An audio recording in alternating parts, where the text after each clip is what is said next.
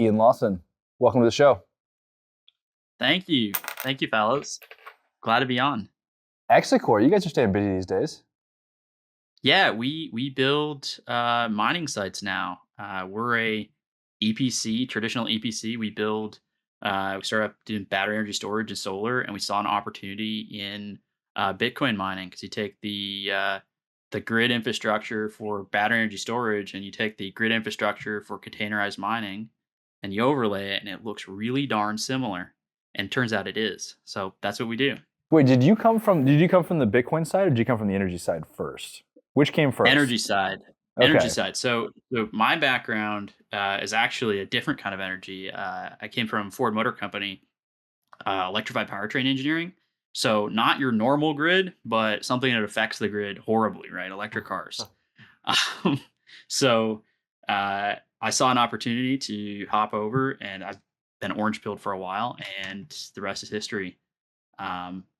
We pulled people from some different walks, right, of construction. We got our construction guys from Wallbridge. We've got estimating guys from Kiewit, myself from Ford, and we built a fun team. So yeah. Well, it was probably a good time to exit Ford because I don't think the whole EV thing's working out very well for him. No, it's not. The lightnings are just sitting on the wall. Lightnings are just sitting in lots, like nobody wants them. They're way overpriced. I did see one the other day, and it looked like a regular F-150, except I could hear nothing out of it. But that was the first and only one I've seen in the wild. You can't really tell unless you're looking for it. Right. You know what I mean? Which I think they should not have gone with the Lightning name. Like that ruins everything that Lightning was, especially being a car guy. But well, I mean, they have a history of ruining names, like to avoid saying too much. The Mach-E, right? Yeah. They tried to take a Mustang, they fed it too much, made it fat, and put a battery in it. Why not just come up with a new name? You're gonna try to marketing department saw an opportunity to squeeze. It's a story as old as time, man. The purists don't have the control, right? The purist is out tinkering in his garage. He's not figuring out, okay, well, we took our focus group, and the focus group doesn't have the purist. Yeah. So did you set out to be like an engineer, like an EV engineer specifically, or did you just kind of like fall into that at Ford? Yeah. I mean, honestly, I just fell into that. So I went through an interesting program for my engineering degree. It was a Kettering as the school, and you get your corporate sponsorship from a company. And my corporate sponsorship was Ford Motor Company. So that's where I worked after college for a little while. And like my family's been involved in aerospace and defense and all that jazz. So I'd always wanted things that go high and fly fast, and I just ended up with things that go fast and stay on the ground. And then I became orange pilled, slowly, then suddenly, right? I read a book in 2013 called "Whatever Happened to the Penny Candy," and that's not an explicitly Bitcoin book, right? But it's a hey, look at what fiat's done to the world type of book. So that opened my eyes. Oh shoot, we're screwed. No. So from that time on, I was looking, and then in college, I had roommates get banned from their ISP for GPU mining, right? The heating the dorms, so to speak. And from then on, you start digging in, going, okay, so there's this thing called Bitcoin. What is the value proposition, and how is it different, right? I mean, I was the same idiot who's like, oh, it's not physical, I can't touch it, therefore it has no value, right? Yeah, color me silly, right? So years later, here I am. I think we all wish we would have understood to the depth that we do now. Back then, I think I would have a lot more Bitcoin. I don't think I'd be hanging out here right now, but yeah. Justin wouldn't be friends with me if he had that much Bitcoin. I wouldn't have any friends. I'd be on a beach somewhere chilling. I hear that a lot. A lot of us would have ended up in El Salvador a lot faster. Right, totally. I mean, I feel like I'm going to end up down there at some point anyway, so I would have just done it a lot sooner. But well, back to Exacore real quick. What side? Tell us about what you guys do. You act as the EPC. is there a specific size range projects you guys look at, or Yeah, so we're in the typical, I don't want to say typical size range for Bitcoin mining, right? The sweet spot is that 20 to 50 megawatt range, as people will say over and over again. Different companies will say over and over again. We got quite a number of small, we'll say 5 to 10 sites, and we've got a couple of the over 100 megawatt range, right? And then from that business model, we naturally grew into a little bit of management. We manage about 67 megawatts right now for a client because we built a site and they said, hey, somebody's got to maintain what you plugged in. And it just naturally happened. So do you actually manage the mining operation itself, or are you just managing the site infrastructure? Mining operation, site infrastructure, full package. Yeah. Gotcha. Oh, well, which is becoming more popular. Right, it is. And I think there's a need for that, right? Especially too, I've been talking to a bunch of oil and gas companies lately, and they are interested in mining. Gas prices suck, and a lot of them are looking for mining just to, not even like a profitable mine. They just want to eat up the gas so that they can get their oil production online. Those folks, they don't know how to operate a mine. They don't really care about it. Like, they just want someone to come do it for them so they can get their oil to market. And that's where guys like you can step in and provide a service for them. Do you guys work with off-grid sites like natural gas sites and things like that? Or is it we haven't done an off-grid site for gas yet. We've done some off-grid niche solar projects behind the meter, right? Our flagship is a behind the meter wind farm. Yeah, I mean, like you said, the gas operators, they're looking for a replacement for midstream. They're looking for a Bitcoin midstream. Right. They don't want to, like, your midstream operator, you're not out there counting the molecules. Right. You're not, I got to make sure my block template or my pool's right. No, you're just selling it to midstream, right? They want to just sell to a Bitcoin midstream. Well, yeah. So, what I think that, like, there are some right now are looking at owning their equipment. But yeah, they are looking at it basically as a stand-in for midstream for whatever reason that they can't, get their product to market. But what's kind of your model on the operation side of things when you're operating for people? Are you charging like a per kilowatt hour fee? Yeah, we have a fixed rate. We have to go to our ops and purchasing team if you want a good quote on that. Yeah, well, yeah, but I'm just curious. We have a relationship that gives us reoccurring revenue that works out for all parties, right. And we're happy and they're happy. Do you are you providing people on site, right? And so, yeah, how do you regionally, like, are you focused regionally to, I don't know, West Texas, or is it kind of you find people wherever the site may be? We'll find people wherever the site is. It's just wherever the site is tends to be West Texas, right? By maybe not the nature or rule, but the tendency, right? Everyone loves it. I mean, yeah, we have a smaller site in Wyoming with some ops, but everybody's in West Texas, guys. Like, why are you guys in Texas? Yeah, because that's where the party's happening. Right. Yeah, I'm curious too, because I do have a lot of groups that I've talked to that are looking like in the South load zone, but they're struggling to find groups to come basically do operations for them. And so that's where I'm like, oh, if you guys have personnel out there, maybe it's something I can start arranging some visitations with you guys. Yeah, we'll either send us an RFP. We'll either bid it or we'll no bid. Simple as that. What do people not understand about, like, building sites? Cost. Yeah. Everyone wants to say, okay, I got a $90,000 box. I'm gonna plug it in and it'll just work, right? Well, they forgot about your medium voltage. They forgot about your switchgear. You forgot about it. As they get bigger and bigger, right? People will start doing 1 megawatt, 2 megawatt, 10 megawatt, and they've never touched anything above medium voltage. And as soon as you touch that substation, it's an immediate, ching, $10 million, right?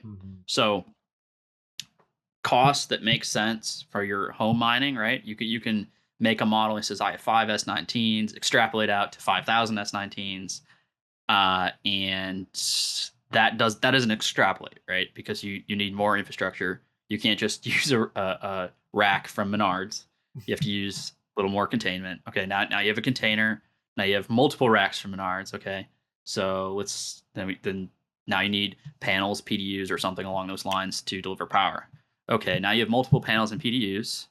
Now I need disconnects. Okay, then from your disconnects to your transformer, from your transformer to whatever your line voltage is. Building that picture out is forgotten all the time. We've had clients come say, hey, we'd like you to submit a bid on this. Hey, is it going to be about this number? And there's no transformer. It's like, well, okay, but that's a $70,000 item right there that you forgot. That does change your calculus per megawatt. Yeah. Maybe I'm too brutal, but it's true. Well, okay, so when you are evaluating a site, if you're doing one that's 5 megawatts here, 10 megawatts there, I mean, what kind of criteria are you guys looking for? Like, what's your average megawatt per megawatt cost? Can you tell it from a greenfield site that, they're tying into some substation that's going to drop a pole? What would your average cost for a build out be? Without knowing a ton about what the earth moving requirements would be for this said greenfield, a safe bet is to say about maybe $490K a megawatt. Now, that is a true everything, right? That's assuming some ratio of an O&M building. That's assuming you had to do a little bit of earthwork. Maybe you had to do a little bit of erosion protection. You had to put a fence around a certain number of acres. Everyone likes to say either a hard number or it depends, and the answer is somewhere in between, right? You can say, okay, maybe it's already a fenced in site. Maybe we don't care about erosion protection, right? If they're building the site in New York, now you got to address the migratory patterns of bats or something. Versus in Texas, just slap it down and run it. Are you seeing a lot of? And sorry for my rapid fire questions here, but no, man, let's do it. Well, are you seeing a lot of? Because like early on, we'd see mainly container style builds. At least that was my experience. I'm seeing more people buying sites now that have like structures on them. Doesn't necessarily mean they're going to use those structures for mining operations right off the bat. But are you seeing a shift in people wanting to go more container style still, or moving or shifting to existing buildings that they retrofit? Has there been or also, I guess the third option, if you didn't mean this, building a new building. Or building a new building, right? Yeah. Has there been any type of shift, or is it really just kind of a coin flip when you get a new client? Well, okay, so we'll add a caveat about the type of client, right? So a large client will not to say we work with CleanSpark, but say a CleanSpark for an example, right? They're moving toward a very large building architecture, whereas a smaller client is almost always sticking with containers. And there's reasons for that, right? If you're in the hundreds of megawatts, you're extremely invested in that location, right? You spent the money on the substation. You spent the money on your O&M building for your maintenance. You spent the effort on human capital, hiring people, building relationships with the community, running the fair, whatever, right? Buying the 4-H sheep, right? So you're really invested there, and you can confidently make the investment decision to pour a cement slab, throw a building on top of it, make something that's very permanent.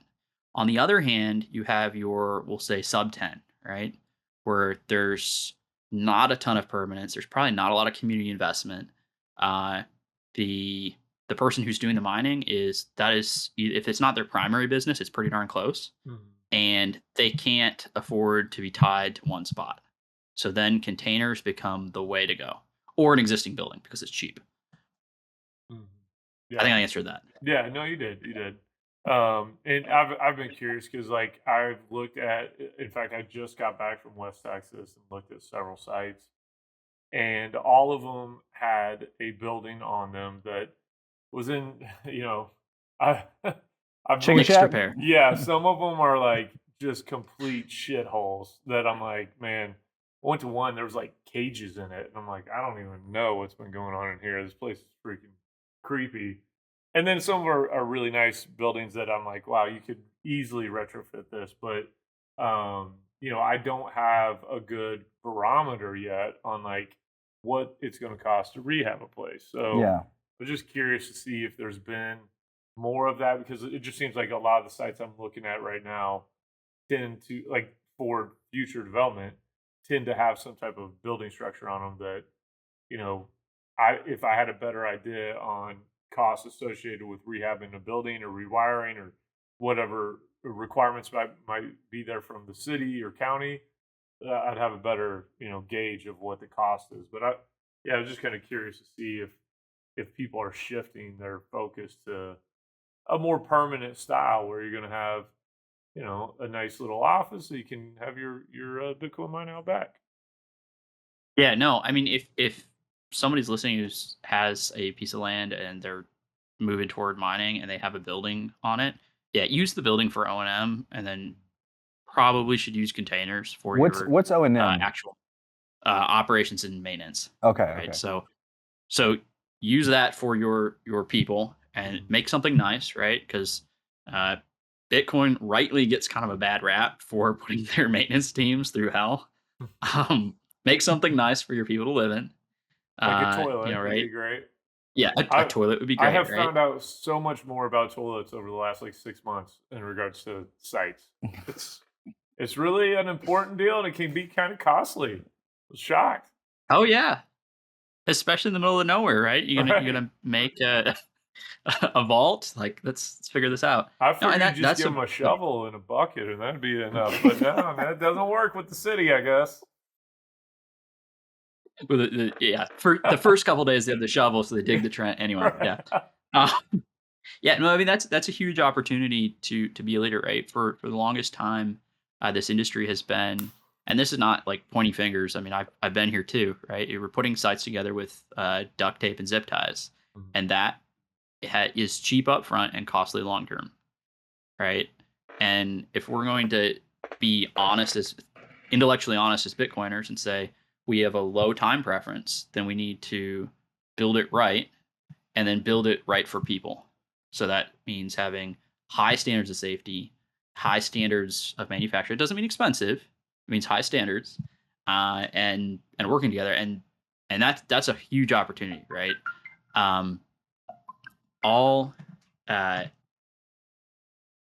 Anyone else who's building sites, like let's collaborate on that. Right? There's plenty of safety. We say we're early in the industry, but there's plenty of safety for all of us to collaborate on. So if anyone wants to do a joint industry safety operation, let's do it. Let's make Bitcoin mining have a fantastic reputation. Are these larger buildings typically air conditioned? I don't know. If they're housing miners? No. Yeah, I would it's just you're lucky if there's fans. Yeah. Yeah, I was about to say, I was like, that would be a very expensive that AC burn AC up so bill. fast, probably. Yeah. They'd be working overtime. But I mean, what is kind of? Have you seen any kind of new creative styles of like ventilation, and are people kind of getting more creative, or is it pretty cookie cutter build out that you've seen with what people are asking y'all to do? It's very cookie cutter. Mm-hmm. There's a lot of claims to fame about I've made this unique thing. Mm-hmm. My container's different. To a lesser degree, my tank for immersion is different. There's very little true uniqueness as far as your build out. Because at the end of the day, you're just trying to reduce the thermal resistance. Mm-hmm. Air cooled, you're trying to shove as much air, as much CFM that's really reasonably clean across every miner as you can. And then immersion, you're just trying to get the lowest thermal resistance from your chip to your dry cooler or to your whatever your medium is for heat rejection. And there's different ways you can do that, right? You can have single loop, dual loop.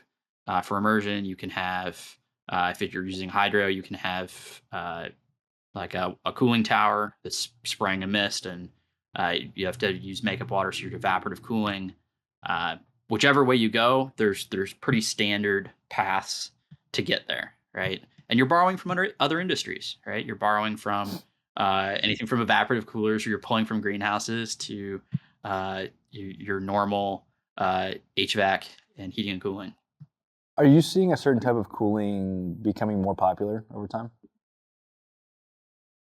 Immersion has gone from being a redheaded, expensive stepchild to being something that is recognized that you need in the future, right? It allows you to have much better density, but much lower OpEx.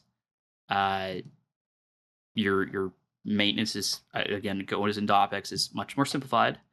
But the part where it struggles is your CapEx, right? You're spending much higher per megawatt to get started. But once you're started, we had a smaller client, I believe around 7 megawatts, and they've been running lights out for something like 6 months. And like lights out is in nobody's home. That's insane. Nobody does that in mining, hardly. You mean so like nobody's had to touch anything? Nobody's had to touch anything. It's just hashing. It's just working. Okay. Now, does that happen for everyone? No, not at all. But that's possible. So that's the dream. Okay, that's interesting. How much more on the CapEx side is it? Yeah, that's a good question, because it used to be like $700K a megawatt. Because your trade-off is, because we went from talking about, okay, we need to build a facility to have maintenance people there all the time. So I'm trying to think about like what does that cost versus the additional CapEx cost. Yeah, so it looks very similar to that 700K you mentioned, right? You have all the same things electrically that you need for air-cooled, plus you have pumps, right? Because a lot of air cooling, you have fans already. The dry cooler has fans for your immersion, but you're adding the pumps to circulate the dielectric, and if it's a 2-loop solution, your water glycol. Other than that, you're pretty darn close. You're going to definitely have more upfront cost, and you're right. It hits 690, 700K is pretty industry standard. It's still coming in around there? Yeah. Okay. And that's per megawatt? Even with inflation, it's still 700K. Okay. So then it's came down a little bit if you're factoring exactly. Yeah. So okay. And that's fluid and everything. Yep, that'd be everything. See, that was how much was that again? Around 700K. 700K per megawatt? Yeah. Okay. What are you able to say what kind of miners those were that were lights out for 6 months? No comment. No. Are you? I'm gonna assume are you able to say what miners you'd use if you were running an immersion site? That's a lawyer right there for you. Shoot. Now you're trying to split me between okay. I like MicroBT. I'll just say that. Our operations and maintenance teams loves MicroBT. Going forward, I'm curious to run Ardyne more and find out. Have you had any experience with them? No comment. No, I haven't yet. Okay, because we had Rajiv on. I don't think we dropped the episode yet. We're planning. Yeah, I watched that episode. Yeah, it was a good one. Oh, did we release Yeah, we did. Oh, we did this? Okay. Yeah. I do know a guy running some immersion Ardyne, and they love them. They think they're the best in the market. Are you seeing a rise in hydro at all, or no? I'm seeing a rise in talking about hydro. I'm not seeing a rise in actually doing hydro. Oh, really? Why do you think that is? I think I know. Bitmain gave people a bad taste in their mouth from their hydro having hose issues. Mm-hmm. If you ruin the technology for people, they don't want to touch it. Yeah. Right. Though. Yeah, it's an opportunity. Well, and I would say too, there's been the initial iteration of most models at least, and this is just my opinion, from Bitmain, they have seemed to have issues with the first iteration or even just the first batch of. It just launched too soon. Not Yeah, enough QC. and then a lot of the problems that you have early on, they'll work through them, and second iteration or later batches are improved. But it seems like the micro BT stuff, consistently people seem to be happier with some of the micro BT equipment, at least from the discussions I feel like that we have. Aerodyne has been I see more and more people. I see, honestly, that's not a big fair. This is just facts. Bitmain, if you're watching, sorry. Yeah, I see more people running micro BTs and Aerodynes over time. I do too. Just from private conversations. And especially in Texas. Especially in Texas. The heat issues. There's been it was a couple of years ago, 2-3 years ago, when I can't remember who it was, but they did kind of a look back and a study on S19s in West Texas heat, and they just did not perform as well. And that was, I'm not saying it was like a peer-reviewed study or some scientific method, study done, but it was enough to convince a lot of people that running those Bitmains in the rough climates is just not the greatest machine for those areas. You don't need a peer review study. I mean, you can talk to basically anybody and be like, yeah, it's peer reviewed. Just call up Gideon Powell or Brad Cuddy. Right. They're running like all of these experiments. Yeah. I love that they are doing that because it is such a valuable thing. They're like the sacrificial lamb for Bitcoin miners. Yeah. I love that. It needs to be done. There needs to be more sacrificial lambs. There needs to be more open testing, right? Because we all benefit. I would just prefer it be other people that are sacrificial lambs than me. And I think everybody's kind of got that same attitude. Like, I believe there needs to be more. You should standard. Do that. Yeah. Yeah. What is That's why you want me to test the Aerodynes. Okay. Right. Yeah. Dude, one of my favorite questions is what is nobody talking about? Nobody's talking about the upcoming scramble for power, right? Everybody's digging around, doing whatever, securing some sites, but we're going to see, and we are seeing an arms race for power, right? And as cool as Bitcoin is, the power locked up by Bitcoin miners may be as big of a profit center as the Bitcoin they're mining, or it's the same value, right? I've been mining Bitcoin for X number of years, but the power I locked up, if I were to sell it to the Google or whoever, right, may prove to be of equal value, if summed up. That's proven. We literally just talked about that with Phil Stanley. Right. We just recorded with him, and then Fred Thiel, if you all saw him in Power, and the keynote that he was given was like, it's Bitcoin miners are almost like going to be forced off grid or into the far reaches of where you can find power because it's going to become so competitive with the AI players coming in that are extremely well capitalized, the Amazons, the Metas, all of these companies, and coming in and paying whatever they want and overpaying for power. I agree that is everything you said is true. I would say we at Adicon, that is our whole thesis, is we have locked in power contracts with a fixed rate that is very competitive today, and it's a 20-year PPA. 20-year PPA. And that's because, so I think, right that's now. That's a baller option. Right. We get people being like, you're a little high. And I'm like, if you come in and you lock up a 20-year PPA. The flat rate? Yes. Flat rate, locked in. You don't have TDSP. You don't have all these transportation charges.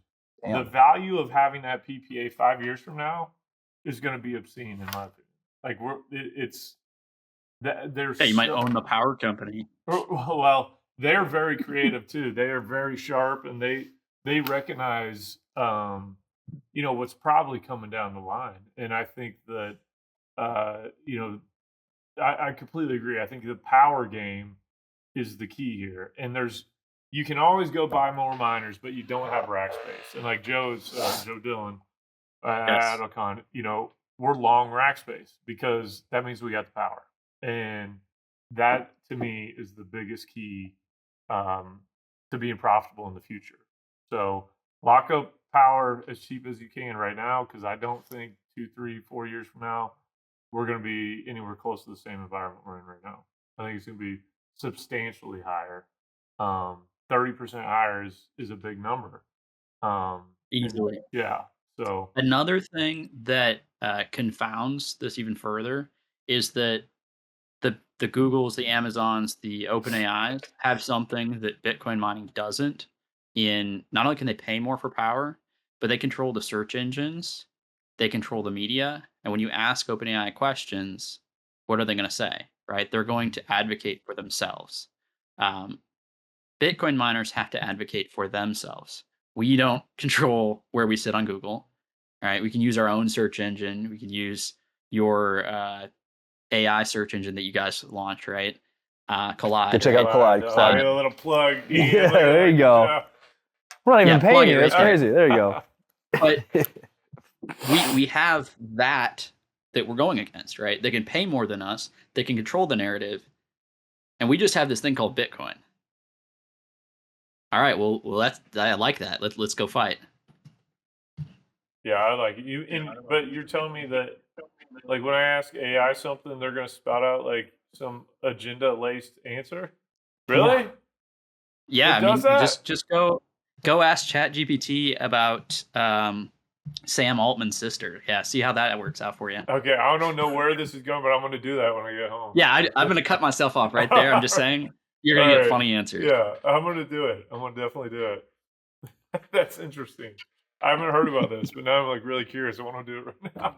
I mean, when you think about it, you think about everything that's happening in San Francisco, and Elon Musk has been extremely vocal about this, and it's like the same people who have the same ideologies that have completely ruined not only that city, but pretty much the entire state, are also the ones who are engineering your AI. Oh, right. Which is what his main concerns are, is that it's people who don't have potentially the right ideological compass are the ones who are building the world's most powerful AI, and the fate of humanity rest in their hands. Well, look how it's worked out for places like San Francisco.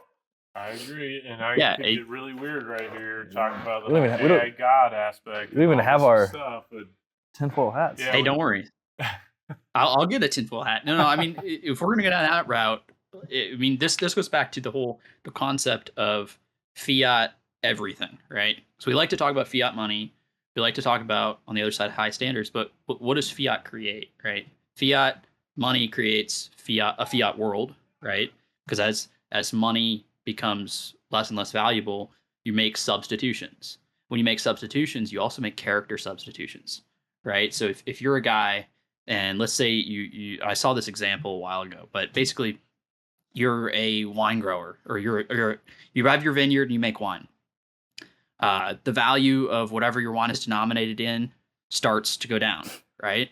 You have a couple options. You can take the high road and you can raise your prices. Now, your customers aren't going to like that, but you haven't adulterated your wine. Or you can compete with your competitors who cut the wine to keep the same price. And over time, everything becomes cut. Everything is fake, right? Fiat money makes a fiat world. I mean, that goes into everything, right?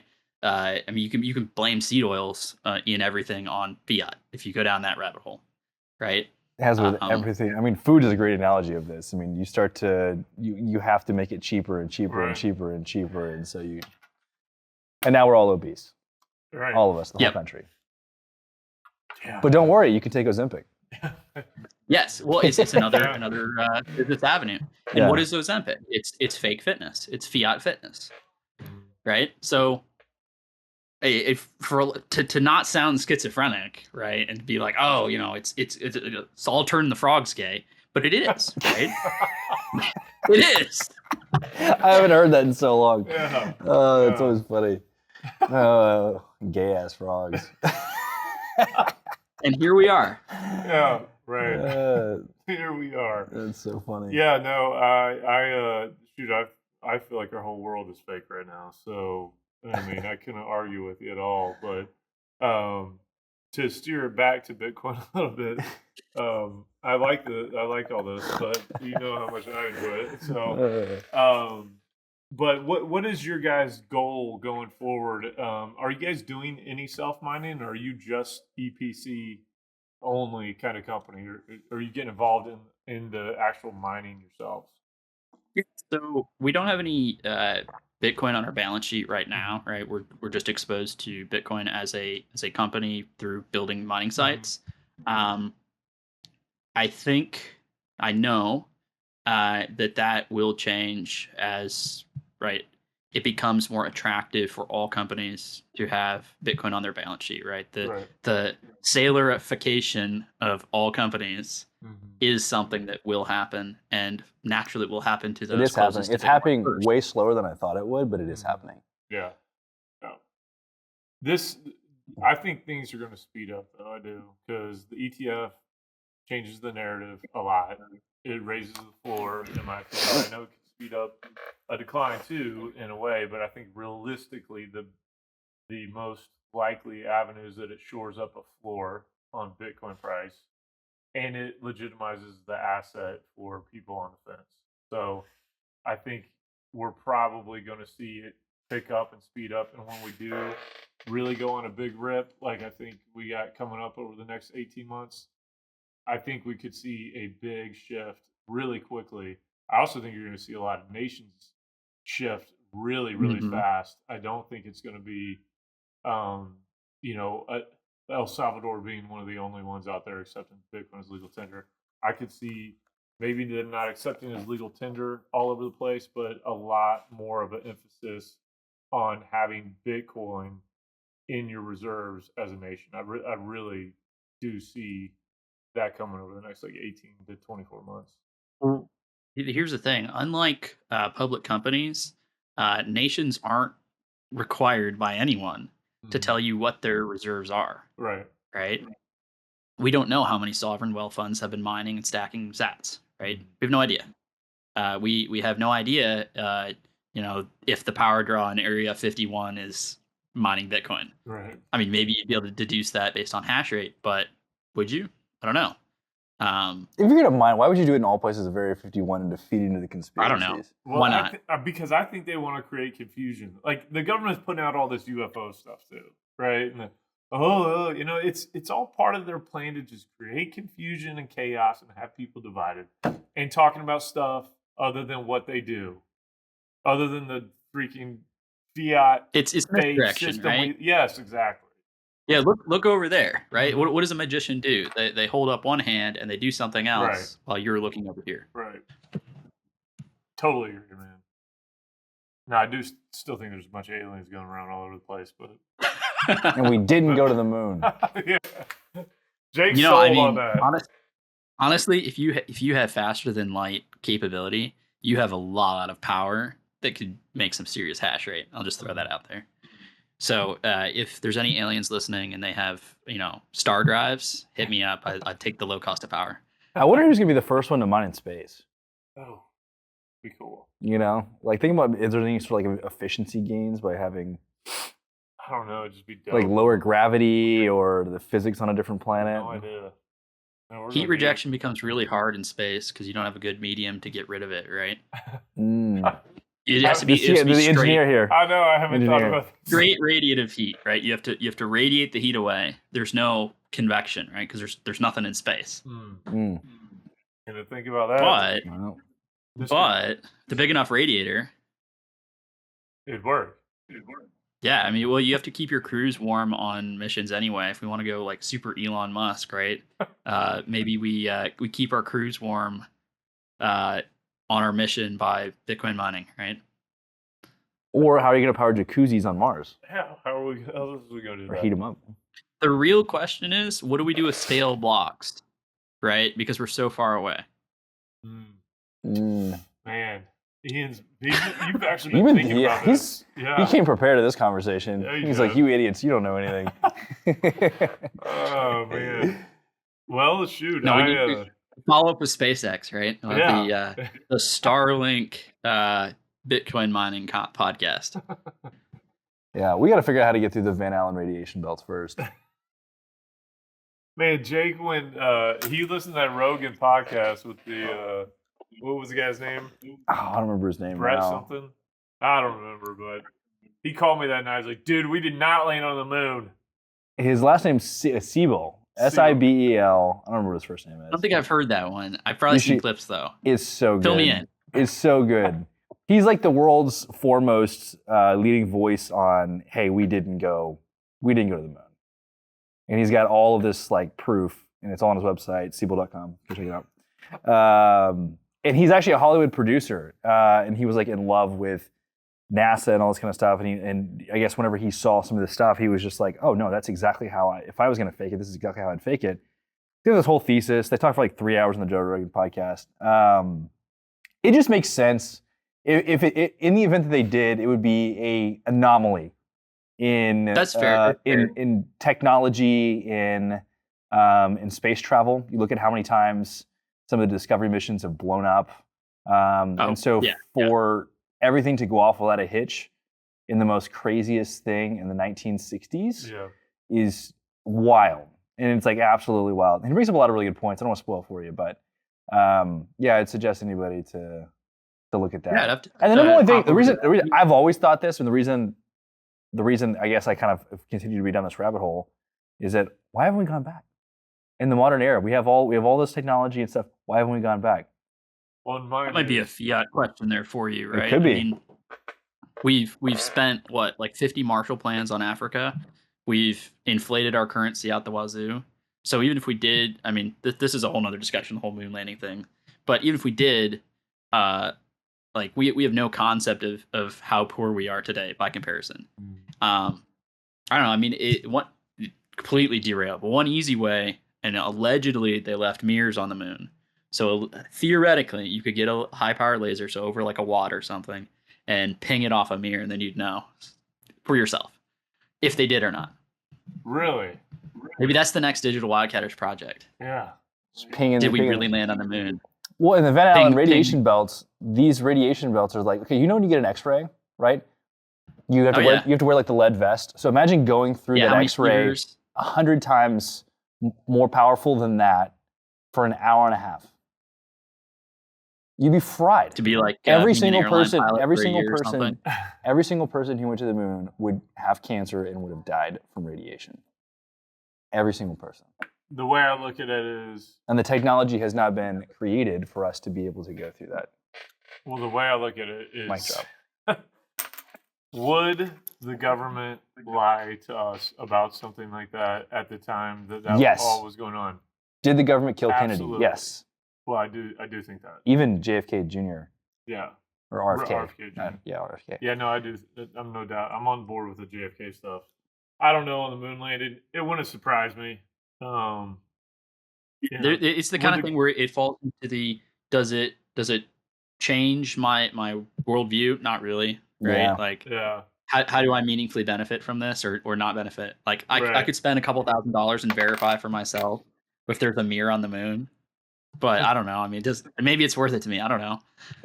Depends. Anyway. Depends how good Bitcoin does over the next 5 years. Then I'll decide if I want to sink some money into a big old laser. That light up there mirror? Yeah. All right, we can talk conspiracies all day. Ian, it's been awesome having you. Cool. I'm glad that I came on. I'm glad to talk about all things Bitcoin and lasers and JFK and pop that hash rate up, fellas. Yeah. Let's do it, man. Let's do it. We'll catch you soon.